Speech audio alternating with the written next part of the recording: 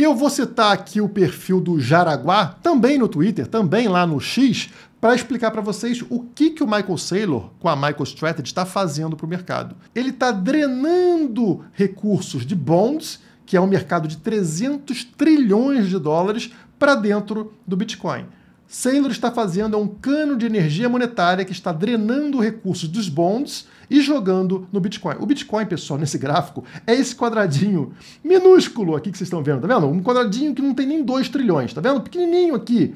E está puxando, drenando recursos dos bonds que tem 300 trilhões. Então, imagine o tamanho que o Bitcoin vai ficar depois de anos e anos nesse processo de drenagem dessa enorme piscina, esse mar de bonds que existe. E por que os recursos tendem a sair de bonds e migrar aqui para esses títulos, para essas notas da MicroStrategy ligadas ao Bitcoin? Pelo seguinte motivo. Aqui vocês têm o retorno dos investimentos no mundo, tá? E você tem aqui uma linha, Monetary Inflation, que é a inflação monetária, que está ao redor de 15%, como vocês podem ver nesse gráfico, né? Isso aqui é o quê? O M2, a emissão de moeda. Então a inflação real, que é a expansão da base monetária, ao redor, na média mundial, ao redor de 15% ao ano. Então, para você ter um retorno com algum investimento, esse investimento precisa te entregar, ano a ano, uma média aí superior a 15%.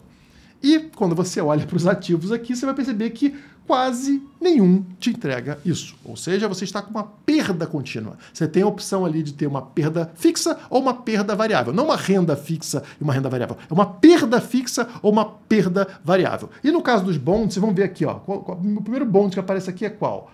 Convertible Bonds, 8,5 ao ano, tá? De média aqui, bem abaixo de 15%, né? Quase metade do que deveria para você não ter perdas. Depois tem aqui High Yield Bonds, 4,6, Investment Grade Bonds, 3,7, e aí vai caindo, distanciando ainda mais da média da inflação mundial, ok? E aí você percebe, acima dessa média nós temos somente 3 coisas. Crescimento dos Estados Unidos, o país que manda no mundo. Então, se os Estados Unidos têm 15% de retorno, pode ter certeza que todos os outros países que usam o dólar têm um retorno abaixo de 15%, portanto, abaixo da inflação. Não fazendo sentido investir. Você que está na Bolsa Brasileira sabe disso, caso você jogue no Google Bolsa Brasileira em dólares, né? Bota aí IBOV/USD, Bolsa em dólares, e você vai ver que só perde valor ano a ano. Você não tem nenhum retorno investindo na Bolsa Brasileira, que aqueles especialistas lá da Suno e de outras empresas falam para você que é uma maravilha, né? Invista na Bolsa, está sempre barata. A Bolsa está sempre barata. Ela só cai em dólar e ela está sempre barata, nunca fica cara. Esse é o problema.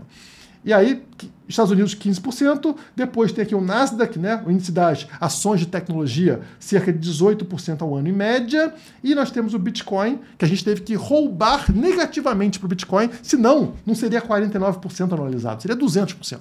Então o que a gente fez? Para todos os ativos aqui, é uma média de 14 anos anualizada. Para o Bitcoinzinho, a gente pegou só 4 anos, tá? Só o período mais recente, pegando aqui a maior parte dos anos em bear market, né? Pegando ali bear market que a gente teve em 2022, em 2023 e colocando nessa média que deu 49% ao ano, muito acima da inflação de 15% e muito acima do segundo lugar, Nasdaq, com 18%.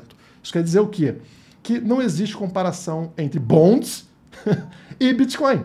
E aí o Michael Saylor está permitindo que essas empresas se exponham a um ativo que finalmente traz um retorno, que finalmente protege as reservas dessas empresas da diluição financeira que acontece devido à inflação. Então é muito mais jogo para essas empresas comprarem lá as notinhas, os títulos lá da MicroStrategy para conseguir um retorno que realmente proteja suas reservas do que ficar perdendo dinheiro ano a ano nos bonds. Não à toa, a captação líquida mensal em ETFs spot de Bitcoin bateu recorde nesse mês de novembro de 24, tá? Desde o lançamento dos ETFs spot de Bitcoin, nunca tivemos tanta captação. Por quê? Porque, justamente o que eu mostrei para vocês, os gráficos mostram que não tem investimento trazendo retorno que cubra a inflação, exceto Bitcoin. Então as pessoas estão migrando pouco a pouco para o Bitcoin e cada vez numa velocidade maior. O que me deixa triste é que, enquanto empresas gigantes, ETFs, estão acumulando Bitcoin, é Michael Saylor comprando 55 mil Bitcoins, é ETF com maior maior acúmulo de Bitcoins da história, as sardinhas estão vendendo. Porque a sardinha é facilmente manipulável. A pessoa que não tem ali convicção em relação ao ativo, qualquer quedinha ela vende, porque ela vai cair no papo dessas desgraças aí de analistas de mercado tradicional. O cara vai ler uma linha, ele não entende, ele não confia no Bitcoin, ele vai lá e vende. Imagine se eu tivesse caído nessa lábia, pessoal. Eu tenho mais de 90% do meu patrimônio alocado em Bitcoin desde 2017. Quantas quedas, quantos bear markets eu não passei? E por que eu não vendi?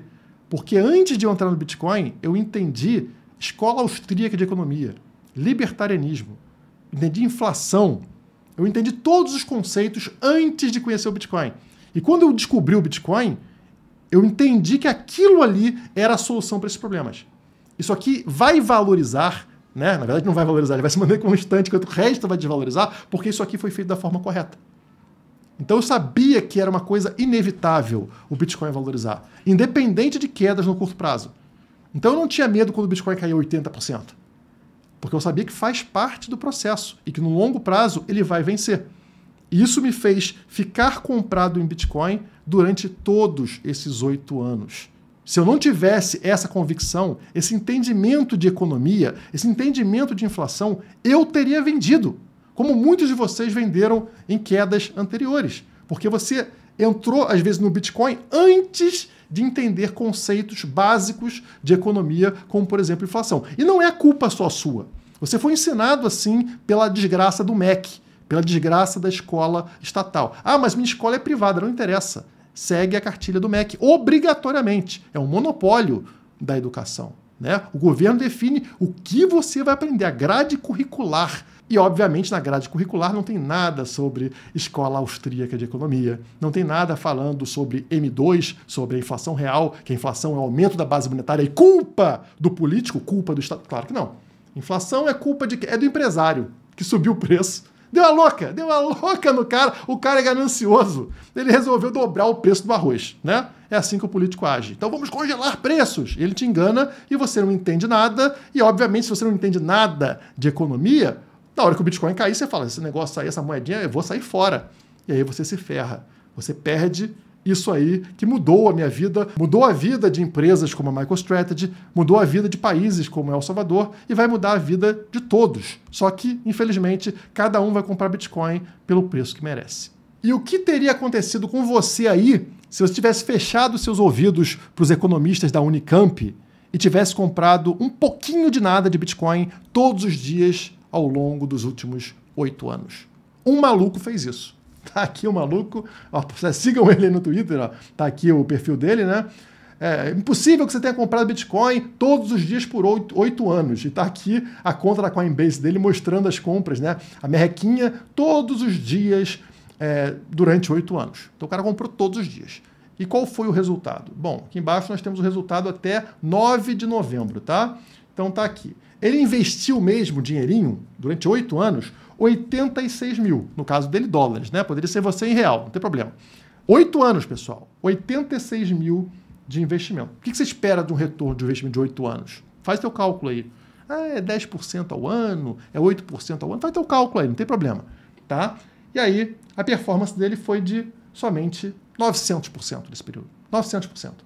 E aí, ele teve um lucro, pessoal, de 775 mil dólares nesse período. Então, o portfólio dele ficou no valor de 861 mil dólares. Ou seja, o cara investiu 86 e terminou no dia 9 desse mês com 860. 86 para 860. Ele multiplicou por 10 o patrimônio simplesmente comprando uma merrequinha de Bitcoin dia após dia ao longo de 8 anos. Esse é o impacto que o Bitcoin tem na vida de pessoas que não escutam aqueles que não entendem sobre economia básica ou sobre inflação porque aprenderam nas escolas e universidades brasileiras com MEC. E se você quer aprender de verdade sobre criptomoedas, aproveite a Black November, últimos 4 dias com 80% de desconto para você ter acesso a todos os nossos cursos da história da Criptomaníacos, além de e-books sobre como criar o seu portfólio para 2025 e também planilhas atualizadas semanalmente com ativos de todos os setores de criptomoedas indicando comprar, vender ou observar. Tá? Dá uma indicação para você na hora de entrar e na hora de sair de cada um dos ativos mastigadinho para vocês. Lembrando, promoção acaba sexta-feira, 11h59 da noite. Últimos 4 dias para você realmente aprender sobre criptomoedas com quem entende do assunto e vai ter acesso lá ao nosso Discord com todo mundo da equipe da Criptomaníacos e milhares de alunos. Enfim, tudo isso para você no mesmo pacote. Link na descrição. Corre lá e dá uma olhada.